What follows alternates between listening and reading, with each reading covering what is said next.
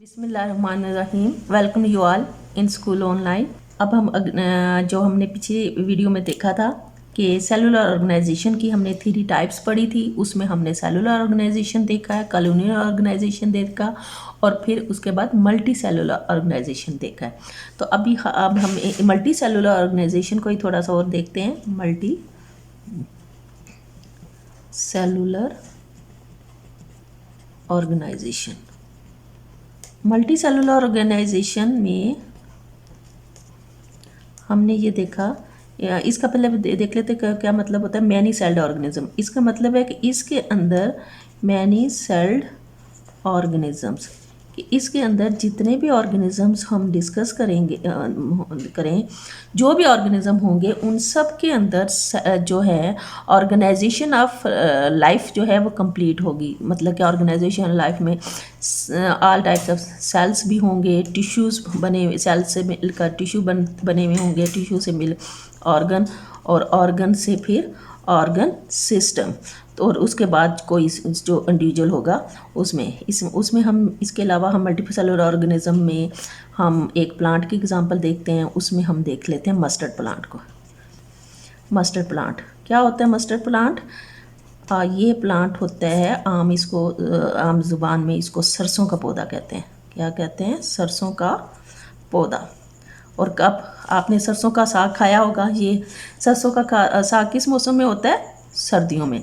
तो इसका मतलब है इसका सोइंग सीज़न जो है सोन इन विंटर। ये कब उगाया जाता है? विंटर में उगाया जाता है, सर्दियों में लगता है। और इसके सीड्स जो हैं वो पककर विंटर के एंड में, at the end of winter जो है इसके सीड पक के तैयार हो जाते हैं। सीड जो हैं वो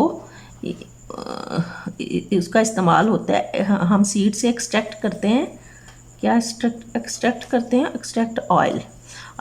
और वो ऑयल जो है वो सरसों का तेल कहलाता है, जो कि बालों में लगाने के काम आता है। और इसके अलावा कुकिंग में भी हम इसको यूज़ कर सकते हैं, खाने में भी इस्तेमाल हो सकता है और बालों में तेल लगाने में भी इस्तेमाल होता है। इसके अलावा इसके सरसों को भी साग के तौर पर हम अपनी खुराक में इस्तेमाल करते हैं। तो इसका जो पौधा होता है वो कंप्लीट एक मल्टी सेलुलर ऑर्गेनाइजेशन की एग्जांपल है। इसके पौधे के अंदर पाए जाने वाले हिस्सों को हम 2 हिस्सों में डिवाइड कर सकते हैं। एक हिस्सा होता है vegetative parts,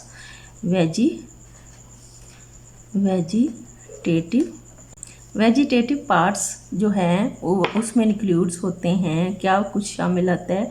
roots, stems, branches and leaves.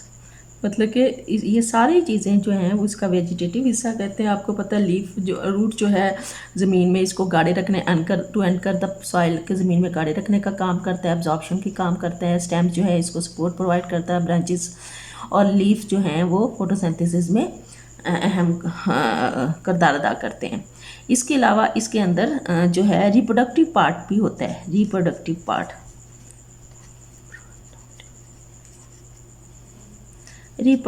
Part में जो है फ्लावर्स, इसका फूल जो है येलो रंग का छोटा सा फूल होता है इसका, वो शामिल होता है। इस फूल के अंदर इसके सारे स्टेमन्स भी मौजूद होते हैं। स्टेमन जो मेल रिप्रोडक्टिव पार्ट का होता है, और इसके अलावा कार्पल भी मौजूद होता है जो कि फीमेल रिप्रोडक्टिव पार्ट होता है। इसका मतलब है कि कार्पल और स्टेमन की वजह से इसके अंदर पोलिनेशन जो है पोलिनेशन का प्रोसेस भी होता है। और पोलिनेशन के प्रोसेस के बाद फर्टिलाइजेशन भी होती है, और फर्टिलाइजेशन के रिज़ल्ट के तौर पर इसके अंदर सीड भी बनते हैं और इसका फ्रूट भी बनता है। फलीदार पौधा फली सी बनती है और उसके अंदर उसी वो सीड प्रोड्यूस होते हैं, और उन्हीं सीड्स को एक्सट्रैक्ट करके हम ऑयल इस्तेमाल हासिल करते हैं। मस्टर्ड प्लांट की ये डायग्राम देखें, इसमें आपको पीले पीले फूल नज़र आ रहे हैं, इसकी रूट्स नज़र आ रही हैं, स्टेम्स नज़र आ रहा है। लीव्स, जो नीचे वाले लीव्स हैं वो ओल्ड लीव कहलाते हैं, जो ऊपर वाले लीव्स हैं वो न्यू लीव्स होते हैं। और ये इसके ऊपर फूल भी आपको नज़र आ रहे हैं। नेक्स्ट हम इसका देखते हैं मल्टी सेलुलर ऑर्गेनाइजेशन की एग्जांपल जो है वो है हमारे पास एनिमल के हिसाब से हम देखते हैं फ्रॉग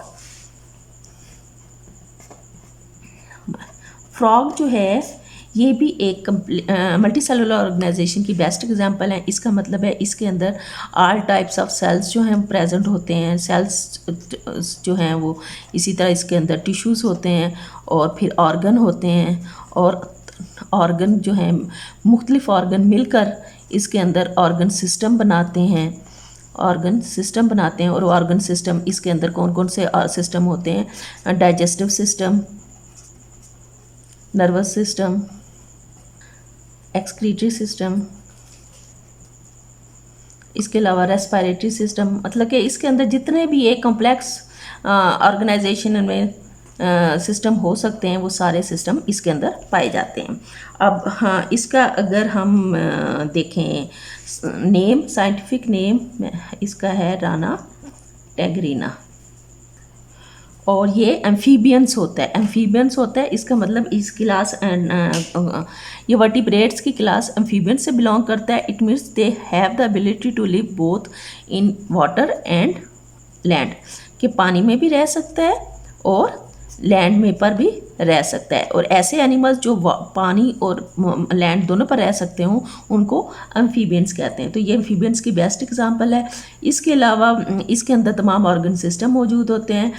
इसके फिज़िकल हम अगर अपीयरेंस को देखें तो इसकी बल्जिंग आइज़ होती हैं, और ये जंपिंग एबिलिटी रखता है कि जंप कर सकता है, क्योंकि इसकी जो हाइंड लेग्स होती हैं, हाइंड लिम्स होते हैं, वो हाइंड लिम्स में जो है वो फीट मौजूद होते हैं जो कि वेब्ड फीट होते हैं। वेब्ड फीट होते हैं कि ये जंपिंग में भी हेल्प करते हैं, स्ट्रॉन्ग होते हैं, जंपिंग में भी हेल्प करते हैं और स्विमिंग में भी। ये वेब्ड फीट इसको स्विमिंग में भी हेल्प करते हैं।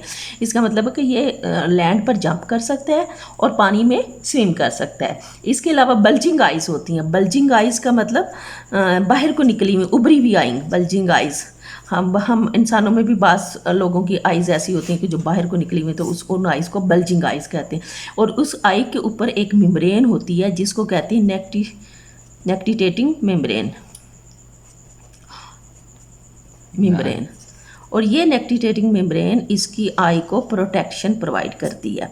इसकी एक मखसूस किस्म की आवाज़ होती है, अक्सर आपने घरों में बरसात के दिनों में सुनी होगी। ये देखें, अभी हम आपको इसकी आवाज़ सुनाते हैं, सुने इसको। पता चला ना, यही है फ्रॉग। इसी के बारे में हम बात कर रहे होते हैं। ऊपर से अब इसकी डायग्राम देख लें। ऊपर से देखने में आपको ये ग्रीन और येलो लग रहा है। डॉर्सल साइड इसकी ग्रीन और येलो डॉटेड होती है, और वेंट्रल साइड पर ये लाइट से कलर का नज़र आ रहा है। और बाकी अब इसको देखें, इसका नेक जो है इसकी नहीं है, टेल भी नहीं है, टेल लेस और नेकलेस ऑर्गेनिज्म है। और चलें, यहाँ हमारा कंप्लीट हो गया। तो ये हमने देखा मल्टी टाइप्स ऑफ ऑर्गेनाइजेशन।